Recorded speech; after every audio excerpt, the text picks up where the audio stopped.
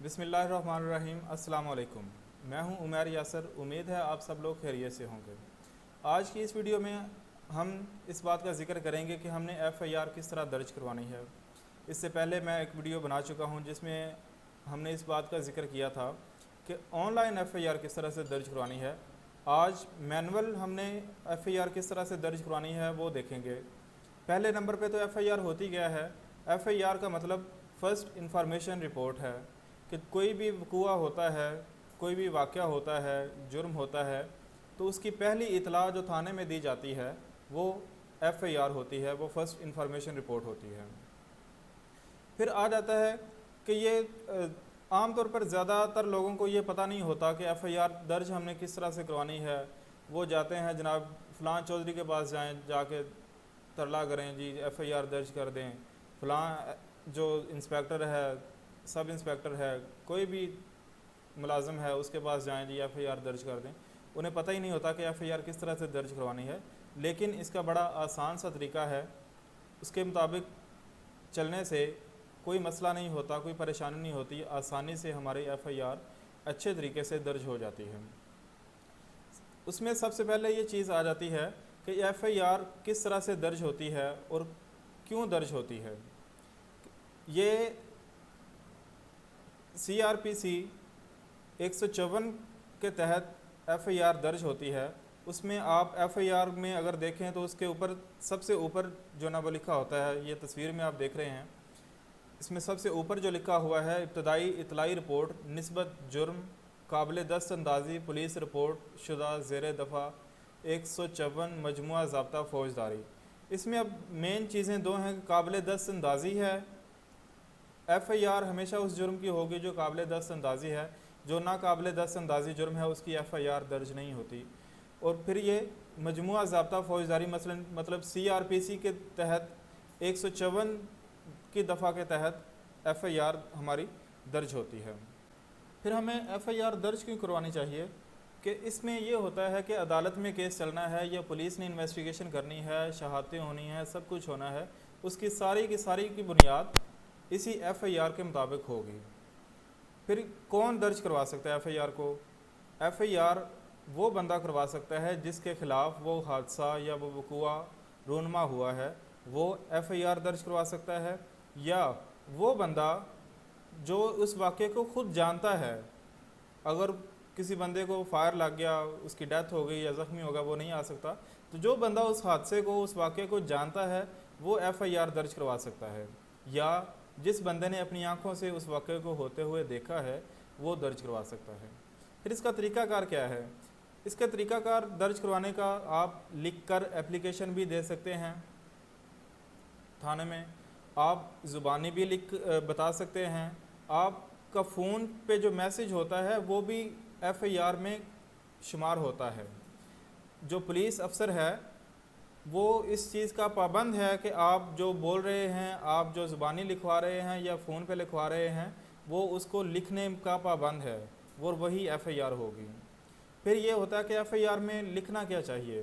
F I are میں سب سے پہلے آپ اپنا نام، پتہ، شناختی کارڈ نمبر لکھیں گے، پھر تاریخ، وقت اور جائے وقوع، جس جگہ پر واقعہ ہوا وہ لوکیشن آپ بتائیں گے کہ اس جگہ پر اس وقت اس تاریخ کو ہوا۔ پھر اس میں جو بندے انوالو ہیں اگر ان کے ناموں کا پتہ ہے تو ان کے نام لکھیں گے، ولدیت کا پتہ ہے تو وہ بھی ساتھ لکھیں گے۔ پھر جو شہادتی ہیں اگر ہیں تو ان کے نام لکھیں گے۔ پھر سارے حقائق جو ہوں گے، کوئی چیز بھی اس میں چھپانی نہیں چاہیے، سارا کچھ جو ہے وہ لکھا جانا چاہیے، کیونکہ آگے کیس میں وہ چیزیں پھر مسئلہ کرتی ہیں، تو وہ ساری چیزیں اس میں لکھی جانی چاہیے۔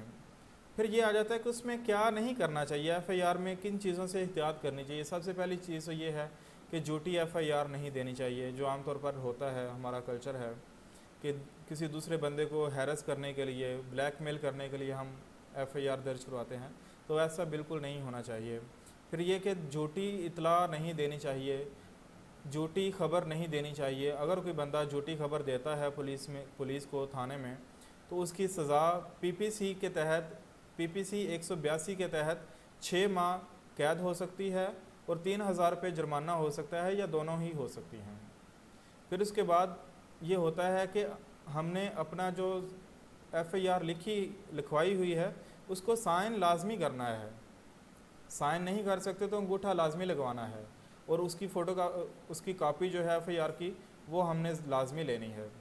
اور اگر کوئی بندہ اس FIR کو اس رپورٹ کو سائن نہیں کرتا تو اس کے لیے بھی سزا ہے.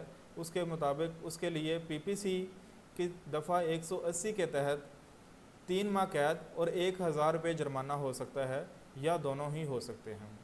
پھر یہ ہوتا ہے کہ ہم کسی پر جھوٹا الزام لگا کے اس پر FIR درج کروا دیتے ہیں, اور اگر یہ چیز ثابت ہو جاتی ہے کہ یہ الزام جھوٹا ہے اور محض اس کو بلیک میل کرنے کے لیے یا اس کو اس کی انسلٹ کرنے کے لیے یا اس کو ایموشنلی انجر کرنے کے لیے ہم یہ کر رہے ہیں, تو اس کے لیے جو PPC کے تحت PPC کی دفعہ 211 کے تحت 2 سال کی قید ہے, اور جرمانہ عدالت جتنا چاہے وہ کر سکتی ہے, یا دونوں ہی ہو سکتے ہیں. تو اس لیے ہمیں ان چیزوں کی احتیاط کرنی چاہیے. ہمیں وہی حقائق بتانے چاہیے جو ہیں, جو رونما ہوئے ہیں. پھر یہ ہوتا ہے کہ اگر ہماری FIR درج نہیں ہوتی, تھانے دار کہتا ہے کچھ وجوہات ہوتی ہیں جس کی بنا پر جو ہے FIR درج نہیں ہوتی. مثلا کوئی معاملہ جو ہے وہ اتنا سیریس نیچر کا نہیں ہے, یا پھر جو مشینری ہے تھانے کی مشینری ہے وہ کسی ایسے کیس کی انویسٹیگیشن میں لگی ہوئی ہے جو بہت زیادہ سیریس ہے. لیکن پھر اس میں کیا ہوگا کہ جو تفتیشی ہوگا, جو عملہ ہوگا, اس کو CRPC 157 کے تحت یہ وجہ بتانی پڑے گی کہ وہ FIR کو درج کیوں نہیں کر رہے. اور اس میں سب سے اہم چیز جو یہ ہے کہ جتنی جلدی ہو سکے, وقوع کے فوراً بعد جتنی جلدی ممکن ہو سکے اتنی جلدی FIR درج کروانی چاہیے. اگر ہماری FIR کسی اور وجہ سے درج نہیں ہوتی تو پھر ہم کیا کر سکتے ہیں؟ پھر ہم DPO کے پاس, جو علاقے کا DPO ہوگا اس کے پاس پیش ہو کر FIR درج کروا سکتے ہیں. نہیں ہوتا تو پھر ہم کورٹ میں بائی اے بائی بی کی ریٹ جو ہے وہ دے کے ہم اپنی FIR درج کروا سکتے ہیں.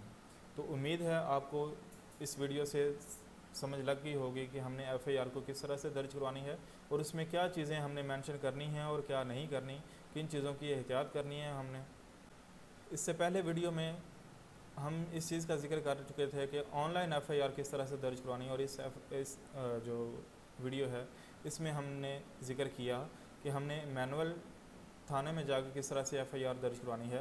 پہلی جو آن لائن FIR درج کروانی ہے اس کا لنک بھی ڈسکرپشن میں دیا گیا ہے, آپ وہاں سے چیک کر سکتے ہیں. اور اس ویڈیو کو لائک اور شیئر ضرور کیجیے گا, اور میرے چینل کو ضرور سبسکرائب کیجیے گا. اپنی دعا میں یاد رکھیے گا. اللہ حافظ.